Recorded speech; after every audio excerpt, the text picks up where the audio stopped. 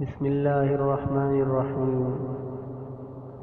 حضرت ابو ہریرہ رضی اللہ تعالیٰ عنہ سے روایت ہے کہ رسول صلی اللہ علیہ وسلم نے فرمایا، 7 چیزوں سے پہلے اعمال میں جلدی کرو۔ نمبر 1، کیا تم کو ایسے فقر کا انتظار ہے جو بھلا دینے والا ہو؟ نمبر 2، ایسی مالداری کے منتظر ہو جو سرکشی میں مبتلا کرنے والی ہے؟ نمبر 3، ایسی مرض کے منتظر ہو جو بگاڑ دینے والا ہے؟ نمبر 4، ایسے بڑھاپے کا انتظار ہے جو عقل کو زائل کر دینے والا ہے؟ نمبر 5، یا ایسی موت کا انتظار ہے جو تیار کھڑی ہے؟